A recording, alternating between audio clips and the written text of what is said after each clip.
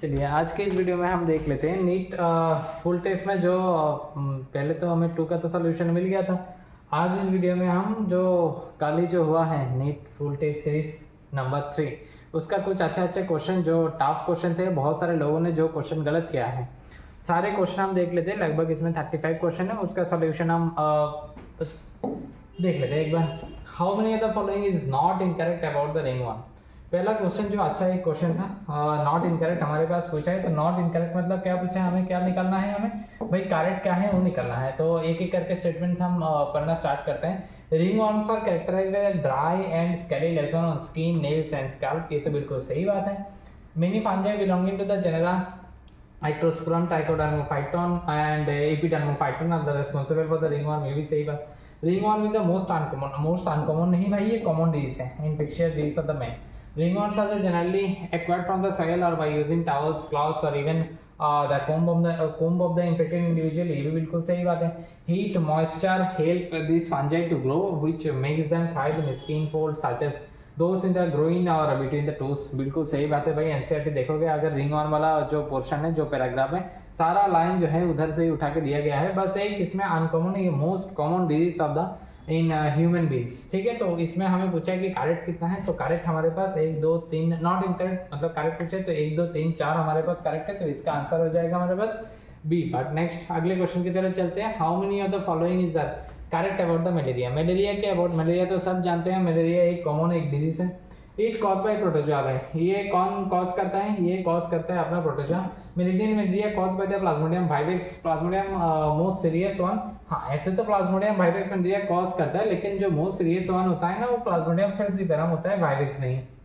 Infective stage of the plasmodium for the man is merozoite. Merozoite नहीं भाई, ये sporozoite होगा। Plasmodium completes its life cycle in 2 phase. बिल्कुल भाई, एक फीमेल एनोफिलिस मस्किटो और एक ह्यूमन में। ह्यूमन में होता है, ह्यूमन में कौन सा फेज होता है, सेक्सुअल फेज, और फीमेल एनोफिलिस मस्किटो के अंदर होता है sexual phase. In the female Anopheles mosquito is a vector as well as host. हाँ, ये वेक्टर और एज वेल एज होस्ट की तरह काम करता है। हमें पूछा है कि करेक्ट कितना है, तो 1 2 3 हमारे पास करेक्ट है, तो आंसर इसका हो जाएगा सी पार्ट। नेक्स्ट अगले क्वेश्चन की तरफ चलते हैं। Which of the following is not incorrect. Not incorrect मतलब वही करेक्ट कौन सा है, ये पूछा है। बहुत लोगों ने ये क्वेश्चन मतलब गलत भी किया है। मैंने आज रिजल्ट जब देख रहा हूँ, मतलब जिनका पेपर जो चेक हुआ है, बहुत अच्छे लोगों का भी ये जो क्वेश्चन है गलत हुआ है। तो भाई नॉट इनकरेक्ट मतलब करेक्ट कौन सा, ये पूछा गया है। Acid in the stomach and the saliva in the mouth are the physiological barriers of the body. ये बिल्कुल सही बात। Acid in the stomach and saliva in the mouth जो है, ये physiological barrier of our body, और physical barrier होता है skin. Innate immunity is specific type of the immunity. नहीं भाई, एक्वायर्ड इम्यूनिटी जो है स्पेसिफिक टाइप ऑफ इम्यूनिटी होता है, और इनेट immunity is not non specific type. Innate immunity consists of 3 types of barrier। नहीं भाई, 4 types of barrier। Virus infected cells secrete protein is called interferon which protect infected cell। नहीं भाई, non infected cell, जो infect हो गया वो तो हो ही गया है, non infected cell from the further viral infection। तो इसका आंसर हो जाएगा नॉट इनकरेक्ट पूछा है, करेक्ट, तो आंसर हो जाएगा हमारे पास ए पार्ट। चलते हैं अगले क्वेश्चन की तरफ। Which of the following is not incorrect. Not incorrect मतलब फिर से वही करेक्ट कौन सा, ये पूछा है। बहुत मेहनत से ये क्वेश्चन बनाया गया है भाई, बहुत और अच्छे इस तरह के क्वेश्चन आप प्रैक्टिस करना चाहते हैं तो भाई एक पार्ट टेस्ट चल रहा है मेरी इधर रिवीजन टेस्ट सीरीज चल के, उधर आप ज्वाइन कर सकते हैं। अभी एक ही टेस्ट गया है क्लास 12 का, और बाकी आने वाले और भी 14 टेस्ट बचा है, वो आप दे सकते हैं। The lymphatic vessels of the upper limbs are affected. Upper limb नहीं, लोअर लिम्ब इफेक्ट होता है। तो अपर जहाँ पे भी हो मतलब काट दो, और ब्लड वेसल नहीं, लिम्फेटिक वेसल इफेक्ट होता है। तो इसका आंसर हो जाएगा हमारे पास सी पार्ट। और अगले क्वेश्चन की तरफ देखते हैं। How many of the following is correct. बहुत लोगों ने ये गलत किया है, बहुत मतलब मैक्सिमम लोगों ने ये गलत किया है, मैंने देखा है। ध्यान से अच्छे से इस क्वेश्चन को देखा भी नहीं। और एक्वायर्ड इम्यूनिटी से पैथोजन स्पेसिफिक बिल्कुल सही।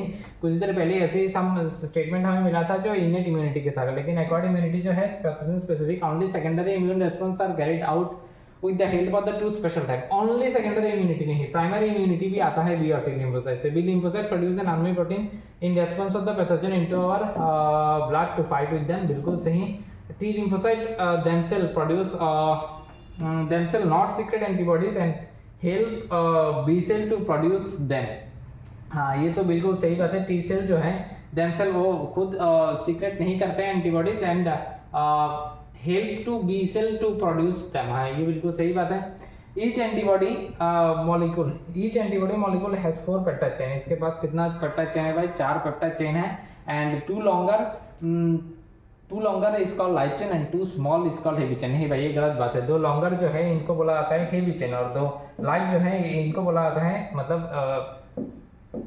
मतलब दो स्मॉल जो है वो उनको बुलाता है लाइट चेन और दो लॉन्गर जो है उनको बुलाता है हेवी चेन और उसको रिप्रेजेंट किया जाता है H2 और L2 से। हमें पूछा गया है कि इधर करेक्ट कितना है, करेक्ट हमारे पास है इधर 1 2 और 3, तो इसका आंसर हो जाएगा हमारे पास बी पार्ट। ठीक, नेक्स्ट अगले क्वेश्चन की तरफ चलते हैं। Which of the following is incorrect? Principle of immunization or vaccination is based on the memory of the immune system। बिल्कुल सही बात है, प्रिंसिपल ऑफ इम्यूनाइजेशन जो है memory of the immune system के ऊपर बेस करके डाला जाता है। In vaccination a preparation of the antigenic protein और पैथोजन और इनएक्टिवेटेड और weakened pathogen are introduce into the body, ये भी बिल्कुल सही बात है। In case of the snake bite the injection which is given the patient content preform. हाँ भाई स्नैक बाइट के लिए था, ऐसे नहीं कि सांप ने काटा है और तुम वैक्सीन प्रोड्यूस करने के लिए 2 दिन बैठे हो तो लोग तो मर जाएगा, तो प्रीफॉर्म एंटीबॉडी डालना होगा। Hepatitis B vaccine produce from the bacteria, नहीं भाई ये इससे मिलता है तो हमें इनकरेक्ट पूछा है तो आंसर हो जाएगा इसका D part. Next allergy due to the, बहुत लोगों ने ये भी गलत किया है मैंने देखा है, allergy due to the release of the chemical like the antihistamine. Antihistamine नहीं हिस्टामिन निकालते हैं उसके बाद, हिस्टामिन इधर एंटीहिस्टामिन तो उसका ड्रग है, ड्रग लाइक द हिस्टामिन नहीं ड्रग लाइक एंटीहिस्टामिन होगा, तो दोनों ही गलत है भाई, बी ऑप्शन होगा इसका करेक्ट आंसर। और हाँ उसके बाद एक मैचिंग बायोटेक्नोलॉजी का बहुत एक आसान से मैचिंग दिया गया है इधर। इल्यूशन मतलब बहुत बार नीट में आ भी चुका है ये क्वेश्चन, इल्यूशन क्या है, extraction of the DNA from, तो एक आंसर है 4, ऐसे तो आंसर हमें मिल गया, फिर भी देख लेते हैं। बायोलिस्टिक मतलब जीनगन सी का होगा 1, कॉम्पिटेंस मतलब कॉम्पिटेंस कैसे करते हैं राइवलेंट कैटायंस और insertion and inactivation beta galactosidase का होता है, तो आंसर हो जाएगा इसका हमारे पास D part. Next out of the following which one is not incorrect, ये भी बहुत लोगों ने गलत किया है भाई। जिनका स्कोर आया है उन लोगों में भी बहुत लोगों ने ये गलत किया है। Volume of the bioreactor is 100 to 1000 litre, तो ये गलत बात है। नॉट इनकरेक्ट पूछा है, हमें करेक्ट ढूंढना है तो ये तो गलत है। Assembly force is a component of bioreactor, ये सही बात। एई पेनी protein encoding in expressed in heterologous host, इधर होमोलोगस दिया हुआ है। Ampicillin resistant in do not act, नहीं भाई ये एक्ट करता है। ठीक, तो आंसर हमारे पास हो जाएगा क्या, बी पार्ट हो जाएगा इसका आंसर। नॉट इनकरेक्ट पूछा है तो करेक्ट हमारे पास बी पार्ट है। और उसके बाद read the following statement carefully, choice the correct. DNA fragment can be visualised after the electrophoresis by the, नहीं भाई आफ्टर इलेक्ट्रोफोरेसिस विजुअलाइज नहीं होता है, उसके देना होता है यूवी रेडिएशन विदाउट स्टेनिंग, नहीं भाई स्टेन करना होता है, पहले इथिडियम ब्रोमाइड से स्टेन करना पड़ता है उसके बाद जाके दिखाई देता है, तो ये तो बिल्कुल गलत बात है। DNA fragment can be visualized directly on the gel without stain, नहीं भाई स्टेन करना होगा, उसके स्टेन करने के बाद ही हमें दिखाई देगा, स्टेन करने से अलावा दिखाई नहीं देगा। After gel electrophoresis the DNA fragment are stained using ethidium bromide followed by the exposure of the violet light, नहीं भाई यूवी लाइट देना होगा, वायलेट लाइट नहीं। To visualize the DNA fragment after gel electrophoresis staining is done by the ethidium bromide and then exposed to the UV light, बिल्कुल सही बात। चलते हैं अगले क्वेश्चन की तरफ। Which one of the following is not incorrect, मतलब हमारे पास पूछा गया है कि करेक्ट कौन सा है। 3 types of the restriction enzyme is used, नहीं भाई 3 टाइप्स नहीं 1 types of the restriction enzyme हम यूज करते हैं। Restriction enzyme cut the strand at the centre, नहीं little at the centre of the palindromic sequence. Restriction enzyme cut the DNA between the same two bases of the opposite strand, बिल्कुल सही बात। ध्यान से अगर देखोगे तो ये भी गलत है, ये 1963 होगा तुम्हारे पास। 1963 में वो साल्मोनेला टाइफी से हार्बर्ट स्टैनली कॉइन एंड हार्बर्ट बर्न ने वो प्लाज्मिड एक्सट्रैक्ट किया था, रिकॉम्बिनेंट प्लाज्मिड बनाए थे, लेकिन इधर तो ये जो डेट दिया है मतलब 1972 में किया था वो दोनों स्टैनली कॉइन और हार्बर्ट बर्न ने, और 1963 में हुआ था ये। 2 enzyme is responsible for the restriction the growth of the bacteria, बस ये था 1963 में, तो इधर गलत दिया हुआ है, दोनों 2 पेज में प्रेजेंट है, तो भाई एक बार ध्यान से देख लेना, गलत हो सकता है भाई। और उसके बाद select the option which is the most appropriate agrobacterium to infections. Non pathogenic plant bacteria, नहीं नॉन पैथोजेनिक नहीं, ये पैथोजेनिक प्लांट बैक्टीरिया में, तो ये गलत है। Pathogen of the plant in animals, animals के नहीं लिए नहीं, प्लांट के लिए है। Pathogen of the monocot plant, monocot नहीं डाइकॉट के लिए है। Pathogen of the dicot plant is modified plasmid can be used in the cloning vector, D वाला ऑप्शन है करेक्ट इसका। From the list of the characteristic given below, how many of the desirable feature of the cloning vector? cloning vector का desirable features क्या क्या है? Presence of the selective marker सही, more than one recognition site नहीं भाई, एक single recognition site होना चाहिए। Presence of the ORI sequence सही बात। Presence of the cloning site outside the selective marker नहीं, selective marker मतलब selective marker के अंदर ही होना चाहिए। Presence of the single recognition site for the each restriction enzyme, बिल्कुल सही बात। तो हमारे पास पूछा है कि कौन सा फीचर करेक्ट है, तो 1, 2 और 3 वाला फीचर, मतलब आंसर हो जाएगा हमारे पास A part. Next which one of the following method can be making the bacteria cell competent. Competent किसको बनाता है? Treating with the divalent cation, monovalent cation नहीं, और हीट शॉक बनाता है। तो आंसर हो जाएगा हमारे पास ए और सी। नेक्स्ट ये एक मैचिंग है। रोसी क्या है? रोसी है हमारे पास ट्रांसजेनिक काउ, तो ए का हो जाएगा 4 पार्ट, ए का 4, हमारे ऐसे आंसर मिल गया। फिर भी देख लेते हैं भाई, बी है हमारे पास, देख लेना भाई, बी होगा हमारे पास बायोपायरेसी। बायोपायरेसी मींस चोरी बोलते हैं इसको, तो चोरी क्या है? अनऑथराइज्ड यूज, तो बी का हो जाएगा 3। बायोपेटेंट इज राइट, सी का हो जाएगा 2, और अल्फा 1 एंटीट्रिप्सिन से हम एम्फीसीमा को देते हैं, मतलब ट्रीट करते हैं, तो आंसर हो जाएगा हमारे पास ए पर। Next, how many of the following are incorrect. Incorrect कितना है पूछा गया है? In conventional method of diagnosis early detection is possible. नहीं भाई, कौन सा अर्ली डिटेक्शन कर लोगे कन्वेंशनल मेथड से? ELISA एंड PCS नहीं भाई, ये कन्वेंशनल डायग्नोसिस का मेथड नहीं है। Infection by the pathogen can be detected by the presence of antigen. सही बात, infection by the pathogen can be detected by the antibody synthesis in the body against the pathogen. बिल्कुल, जब antigen आएगा body में antibody हो जाएगा। Incorrect पूछा है तो हमारे पास आंसर हो जाएगा 2। How many of the following is incorrect. Antibiotic with the reference of the human. नहीं भाई, ह्यूमन के रेस्पेक्टिव में अगेंस्ट नहीं, ह्यूमन के रेस्पेक्ट में होता है प्रो लाइफ, तो ये तो बिल्कुल गलत बात। Antibiotics are produce by some fungus only, नहीं, बैक्टीरिया से भी तो बनता है। Penicillin was the first antibiotic was discovered, बिल्कुल सही बात। Was extensively used in the treat the American, नहीं, ये वर्ल्ड वॉर 2 के टाइम में। और फ्लेमिंग चेनिंग फ्लोरे को मिला था 1945 में क्या नोबेल प्राइज। तो आंसर हो जाएगा हमारे पास 1 और 2। पूछा है इनकरेक्ट कितना है? हाँ, इनकरेक्ट कितना है पूछा है? इनकरेक्ट हमारे पास हो जाएगा 3, तो इसका आंसर हो जाएगा हमारे पास सी पर।